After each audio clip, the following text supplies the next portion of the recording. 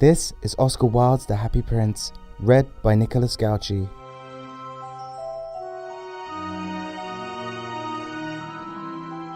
High above the city, on a tall column, stood the statue of the Happy Prince. He was gilded all over with thin leaves of fine gold. For eyes he had 2 bright sapphires, and a large red ruby glowed on his sword hilt. He was very much admired indeed. "He's as beautiful as a weathercock," remarked one of the town councillors, who wished to gain a reputation for having artistic tastes. "Only not quite so useful," he added, fearing lest people should think him unpractical, which he really was not. "Why can't he be like the Happy Prince?" asked a sensible mother for her little boy who was crying for the moon. "The Happy Prince never dreams of crying for the moon, or for anything." "I am glad there is someone in the world who is quite happy," muttered a disappointed man as he gazed at the wonderful statue. "He looks just like an angel," said the charity children as they came out of the cathedral in their bright scarlet cloaks and their clean white pinafores. "How do you know?" said the mathematical master. "You have never seen one."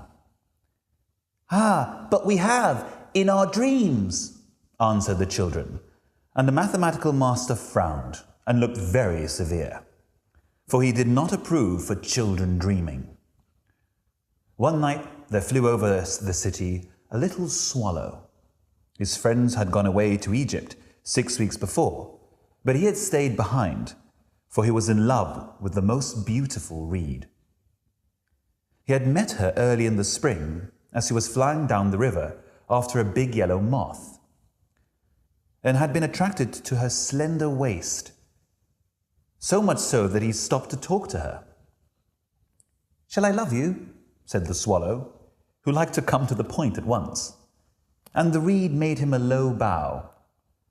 So he flew round and round her, touching the water with his wings and making silver ripples. This was his courtship, and it lasted all through the summer. "Will you come away with me?" he said finally to her, but the reed shook her head. She was so attached to her home. "You have been trifling with me," he cried. "I am off to the pyramids. Goodbye." And he flew away. All day long he flew, and at night he arrived at the city. "Where shall I put up?" he said. "I hope the town made preparations." Then he saw the statue on the tall column. "I will put up there," he cried. "It is a fine position, with plenty of fresh air." So he alighted just between the feet of the Happy Prince. "I have a golden bedroom," he said softly to himself, as he looked round, and he prepared to go to sleep. But just as he was putting his head under his wing, a large drop of water fell on him. "What a curious thing!" he cried. "There is not a single cloud in the sky. The stars are quite clear and bright, and yet it is raining? The climate in the north of Europe is really dreadful. The reed used to like the rain, but that was merely her selfishness." Then another drop fell.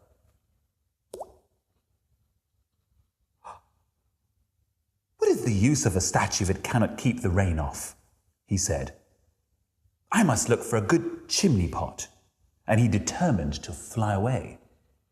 But before he had opened his wings, a third drop fell, and he looked up and saw... what did he see? The eyes of the Happy Prince, which were filled with tears, and tears were running down his golden cheeks. His face was so beautiful in the moonlight that the little swallow was filled with pity. "Who are you?" he said. "I am the Happy Prince." "Why are you weeping then?" asked the swallow. "You have quite drenched me." "When I was alive and had a human heart," answered the statue, I did not know what tears were, for I lived in the palace of Sans-Souci, where sorrow is not allowed to enter. In the daytime I played with my companions in the garden, and in the evening I led the dance in the great hall. Round the garden ran a very lofty wall, but I never cared to ask what lay beyond it. Everything about me was so beautiful. My courtiers called me the Happy Prince, and happy indeed I was, if pleasure be happiness. So I lived, and so I died. And now that I am dead, they have set me up here so high that I can see all the ugliness and all the misery of my city. And though my heart is made of lead, yet I cannot choose but weep. What? Is he not solid gold? Said the swallow to himself. He was too polite to make any personal remarks out loud. Far away, continued the statue in a low, musical voice. Far away in a little street there is a poor house. One of the windows is open, and through it I can see a woman seated at a table. Her face is thin and worn, and she has coarse red hands, all pricked by a needle, for she is a seamstress. She is embroidering passion flowers on a satin gown for the loveliest of the Queen's maids of honour, to wear at the next court hall. In a bed in the corner of the room, her little boy is lying ill. He has a fever and is asking for oranges. His mother has nothing to give him but river water, so he is crying, "Swallow, swallow, little swallow, will you not bring her the ruby out of my sword hilt? My feet are fastened to this pedestal, and I cannot move." "I am waited for in Egypt," said the swallow. "My friends are flying up and down the Nile, and talking to the large lotus flowers. Soon they will go to sleep in the tomb of the great king. The king is there himself in this painted coffin. He is wrapped in yellow linen and embalmed with spices. Round his neck is a chain of pale green jade, and his hands are like withered leaves." "Swallow, swallow, little swallow," said the prince, "will you not stay with me for one night and be my messenger? The boy is so thirsty, and the mother so sad." "I don't think I like boys," answered the swallow. "Last summer, when I was staying on the river, there were two rude boys, the miller's sons, who were always throwing stones at me. They never hit me, of course. We swallows fly far too well for that. And besides, I come of a family famous for its agility. But still, it was a mark of disrespect." But the happy prince looked so sad that the little swallow was sorry. "It is very cold here," he said, "but I will stay with you for one night and be your messenger." "Thank you, little swallow," said the prince. So the swallow picked out the great ruby from the prince's sword and flew away with it in his beak over the roofs of the town. He passed by the cathedral tower, where the white marble angels were sculptured. He passed by the palace and heard the sound of dancing. A beautiful girl came out on the balcony with her lover. "How very wonderful the stars are," he said to her, "and how wonderful is the power of love." "I hope my dress will be ready in time for the state ball," she answered. "I've ordered passion flowers to be embroidered on it, but the seamstresses are so lazy." He passed over the river and saw the lanterns hanging to the masts of the ship. He passed over the ghetto and saw the old Jews bargaining with each other and weighing out money in copper scales. At last he came to the poor house and looked in. The boy was tossing feverishly on his bed, and the mother had fallen asleep. She was so tired. In he hopped and laid the great ruby on the table beside the woman's thimble. Then he flew gently round the bed, fanning the boy's forehead with his wings. "How cool I feel," said the boy. "I must be getting better." And he sank into a delicious slumber. Then the swallow flew back to the happy prince and told him what he had done. "It is curious," he remarked, "but I feel quite warm now, although it is so cold." "That is because you have done a good action," said the prince. And the little swallow began to think. And then he fell asleep. Thinking always made him sleepy. When day broke, he flew down to the river and had a bath. "What a remarkable phenomenon," said the professor of ornithology as he was passing over the bridge. "A swallow in winter?" And he wrote a long letter about it to the local newspaper. Everyone quoted it. It was full of so many words that they could not understand. "Tonight I go to Egypt," said the swallow, and he was in high spirits at the prospect. He visited all the public monuments and sat a long time on top of the church steeple. Wherever he went, the sparrows chirruped and said to each other, "What a distinguished stranger." So he enjoyed himself very much. When the moon rose, he flew back to the happy prince. "Have you any commissions for Egypt?" he cried. "I'm just starting." "Swallow, swallow, little swallow," said the prince, "will you not stay with me one more night?" "I am waited for in Egypt," answered the swallow. "Tomorrow my friends will fly up to the second cataract. The river horse couches there, among the bulrushes, and on a great granite throne sits the god Memnon. All night long he watches the stars, and when the morning star shines, he utters one cry of joy, and then he is silent. At noon, the yellow lions come down to the water's edge to drink. They have eyes like green beryls, and their roar is louder than the roar of the cataract." "Swallow, swallow, little swallow," said the prince. "Far away across the city, I see a young man in a garret. He is leaning over a desk covered with papers, and in a tumbler by his side there is a bunch of withered violets. His hair is brown and crisp, and his lips are red as a pomegranate, and he has large and dreamy eyes. He is trying to finish a play for the director of the theatre, but he's too cold to write any more. There is no fire in the grate, and hunger has made him faint." "I will wait with you one night longer," said the swallow, who really had a good heart. "Shall I take him another ruby?" "Alas, I have no ruby now," said the prince. "My eyes are all that I have left. They are made of rare sapphires, which were brought out of India 1,000 years ago. Pluck out one of them and take it to him. He will sell it to the jeweler and buy food and firewood and finish his play." "Dear prince," said the swallow, "I cannot do that," and began to weep. "Swallow, swallow, little swallow," said the prince, "do as I command you." So the swallow plucked out the prince's eye and flew away to the student's garret. It was easy enough to get in, as there was a hole in the roof. Through this he darted and came into the room. The young man had his head buried in his hands, so he did not hear the flutter of the bird's wings. And when he looked up, he found the beautiful sapphire lying on the withered violets.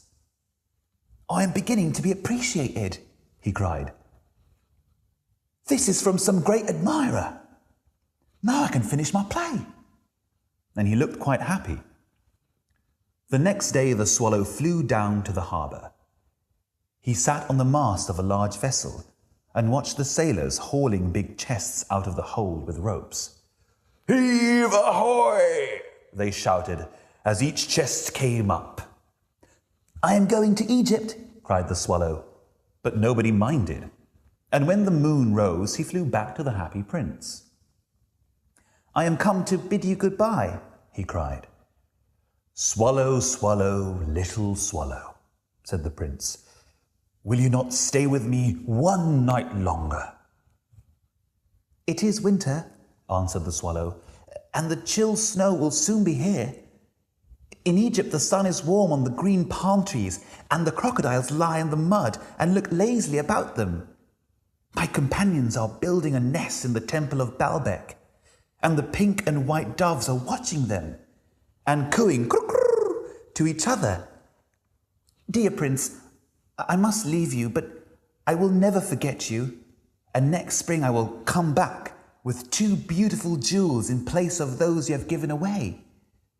The ruby shall be redder than a red rose, and the sapphire shall be as blue as the great sea. In the square below, said the happy prince, there stands a little match girl. She has let her matches fall in the gutter, and they are all spoiled. Her father will beat her if she does not bring home some money, and she is crying. She has no shoes or stockings, and her little head is bare. Pluck out my other eye and give it to her, and her father will not beat her. I will stay with you 1 night longer, said the swallow, but I cannot pluck out your other eye. You would be quite blind then. Swallow, swallow, little swallow, said the prince, do as I command you. So he plucked out the prince's other eye and darted down with it. He swooped past the match girl and slipped the jewel into the palm of her hand. What a lovely bit of glass, cried the little girl, and she ran home laughing. Then the swallow came back to the prince. You are blind now, he said, so I will stay with you always. No, little swallow, said the poor prince, you must go away to Egypt. I will stay with you always, said the swallow, and he slept at the prince's feet. All the next day he sat on the prince's shoulder and told him stories of what he had seen in strange lands. He told him of the red ibises who stand in long rows on the banks of the Nile and catch goldfish in their beaks, of the Sphinx who is as old as the world itself and lives in the desert and knows everything, of the merchants who walk slowly by the side of their camels and carry amber beads in their hands, of the king of the mountains of the moon, who is as black as ebony and worships a large crystal, of the great green snake that sleeps in a palm tree and has 20 priests to feed it with honey cakes, and of the pygmies who sail over a big lake of large flat leaves and are always at war with the butterflies. Dear little swallow, said the prince, you tell me of marvelous things, but more marvelous than anything is the suffering of men and of women. There is no mystery so great as misery. Fly over my city, little swallow, and tell me what you see there. So the swallow flew over the great city and saw the rich making merry in their beautiful houses, while the beggars were sitting at the gates. He flew into dark lanes and saw the white faces of starving children, looking out listlessly at the black streets. Under the archway of a bridge, 2 little boys were lying in one another's arms to try and keep themselves warm. How hungry we are, they said. You must not lie here, shouted the watchman, and they wandered out into the rain. Then he flew back and told the prince what he had seen. I am covered with fine gold, said the prince. You must take it off, leaf by leaf, and give it to my poor. The living always think that gold can make them happy. Leaf after leaf of the fine gold the swallow picked off, till the happy prince looked quite dull and grey.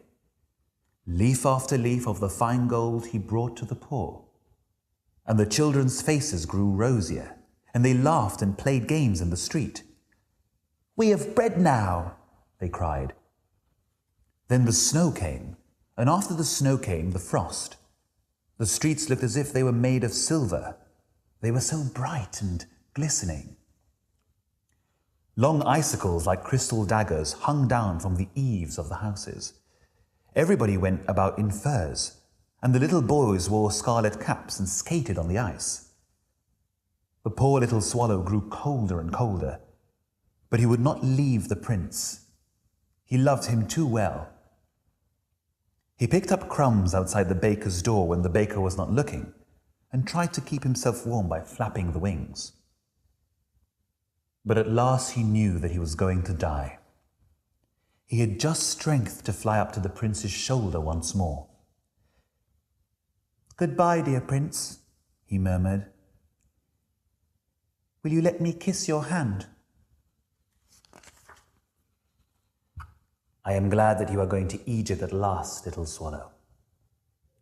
You have stayed here too long. But you must kiss me on the lips, for I love you."